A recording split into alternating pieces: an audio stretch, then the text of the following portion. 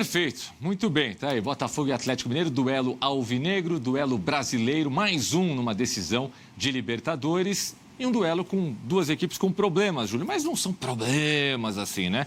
De um lado o Zaratio, do outro o angolano Bastos, que acho que não vai jogar, mas não é colocado ainda como uma baixa definitiva. Mas não está com pinta de que vai se recuperar a tempo, não. Não jogando o Bastos, joga o Adrielson. Adrielson, ele não voltou para o Botafogo nesse ano no nível em que ele estava no ano passado, né? No ano passado, o Adrielson fez um campeonato brasileiro extraordinário, não à toa, foi um dos primeiros que o Lyon quis levar, né? O Perry, o Adrielson e tal. Não encaixou lá na França, voltou. Voltou, me pareceu um pouco fora de ritmo, não fez grandes partidas, mas a última contra o Palmeiras foi muito boa. Então, o cara vai chegar motivado, com confiança, para a final da Libertadores. É um titular, Tomás. No caso do Zaratio, eu entendo que não seja um titular, mas poderia ser. O Milito gosta muito do Zaratio e a gente não sabe exatamente o que seria do Zaratio no Atlético do Milito, porque ele está o tempo inteiro machucado, né? Ele perdeu muitos jogos ao longo da temporada. Quando o Bernard sai machucado, aquele jogo contra o Fluminense, que para mim muda o destino do Galo na Libertadores, porque o Bernard sai machucado no primeiro tempo, entra o Daverson, e o Daverson é o encaixe que o Atlético precisava, melhora a posição do Hulk, melhora o posicionamento ofensivo do time, incomoda mais os zagueiros e, de fato, fez as coisas acontecerem, né? Contra o Fluminense, contra o River. Mas se o Zaratio tivesse à disposição, talvez fosse ele, sabe? É um jogador que o Milito gosta e a gente já viu em vários momentos o Milito utilizar ali no meio de campo o Zaratio ao lado de outros jogadores do setor.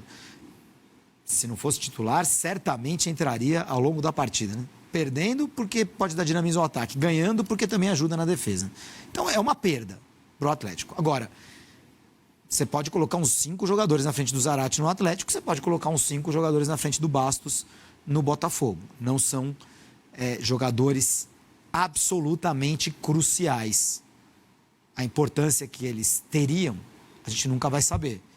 O que o reserva do Bastos pode fazer no jogo, a gente vai saber no próximo sábado. Muito bem, Júlio. Em tempos de decisão em jogo único na Libertadores, a gente já teve 3 encontros nacionais, a começar por Palmeiras e Santos. Um jogo no Maracanã, que acho que eu não me recordo do Palmeiras, que era o grande favorito, começar em cima do Santos, pressionando. Não. E da mesma maneira a gente não viu isso em Flamengo e Atlético Paranaense, até a expulsão de Thiago Heleno, jogador do Atlético Paranaense, se eu não me engano. A produção pode me corrigir se não foi o Thiago Heleno, se não foi o zagueiro do Furacão. Mas o fato é que o Atlético fica com um homem a menos logo no primeiro tempo e aí o Flamengo passa a tirar proveito disso. Mas ainda assim, sem também uma avalanche de chances, porque o Atlético fica se defendendo o tempo todo. O melhor desses jogos foi o Flamengo e Palmeiras. É isso que eu ia falar. No jogo Flamengo e Palmeiras, a gente tem o Palmeiras iniciando a partida em cima. Depois o Flamengo. E depois o Flamengo, no segundo tempo, corre atrás do prejuízo e chega ao empate, que levaria o jogo para a prorrogação. E tem a chance com o Michael. O Flamengo jogou melhor, bem melhor do que o Palmeiras. Bem melhor, você acha? Eu acho que sim. No segundo tempo, sim. Não, no segundo tempo, sim. Mas eu acho que como o Palmeiras foi melhor... Mas aí a gente já está falando de outra decisão. Sim, não, mas é que foi o melhor jogo, né? Foi o melhor jogo. Foi o melhor jogo. Eu concordo. O que eu quero saber é se, de repente, existe a chance... Até porque o Santos e o Atlético Paranaense eram times que chegaram, mérito e tal, mas não estavam à altura do Palmeiras e do Flamengo. Né? Existe uma preocupação defensiva muito grande, mas o Santos jogou de igual para igual aquela partida.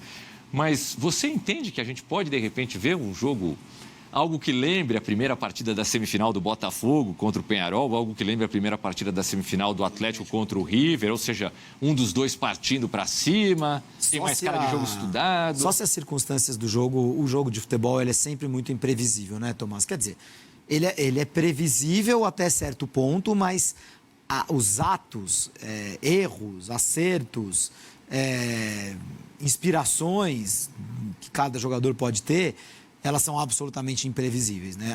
Dentro do que a gente pode prever. Eu acredito que seja um jogo em que o Atlético vai se defender, vai jogar de uma forma mais parecida do que ele jogou contra o São Paulo na Copa do Brasil, contra o Fluminense no jogo do Maracanã na Libertadores, e especialmente contra o Botafogo recentemente no jogo entre eles do Campeonato Brasileiro. Não estou aqui dizendo que é o melhor a fazer, tá? Eu acho que o torcedor atleticano nem gosta muito dessa hipótese.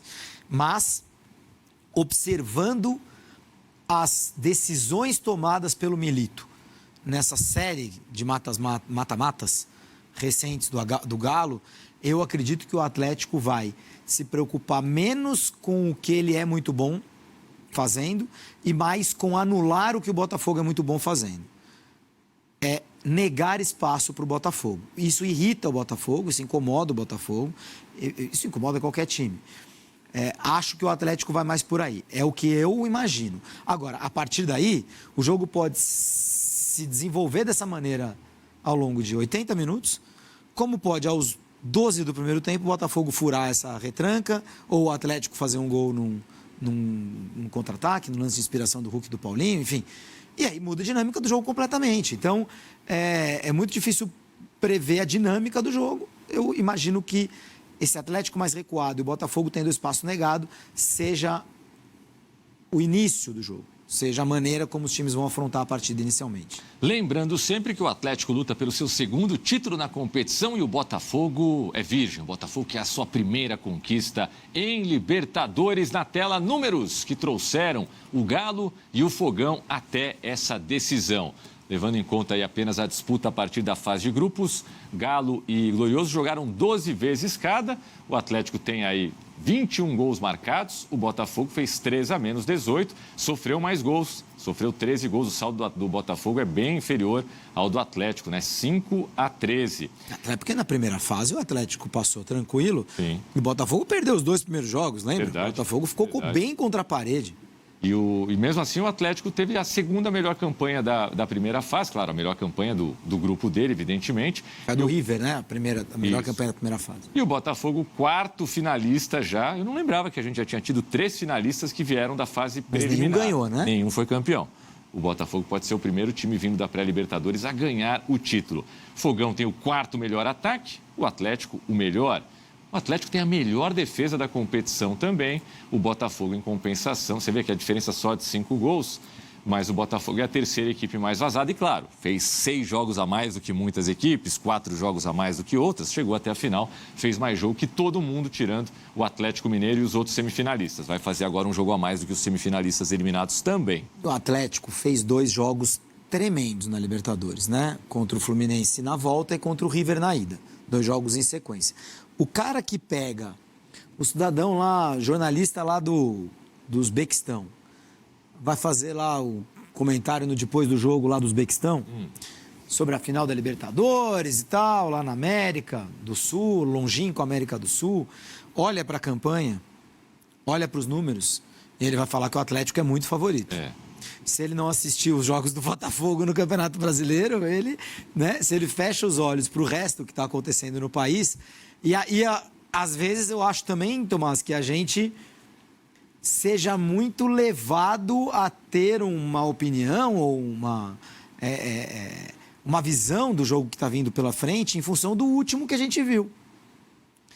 E se a gente olhar para o filme da Libertadores, o filme da Libertadores do Atlético ele é mais bonito do que o do Botafogo. O Botafogo está na final, tirou São Paulo, tirou Palmeiras, mas o filme do Atlético na Libertadores é mais bonito, como o do Racing era do que o Cruzeiro. É muito impactante você tirar São Paulo e Palmeiras, 2 super campeões da competição.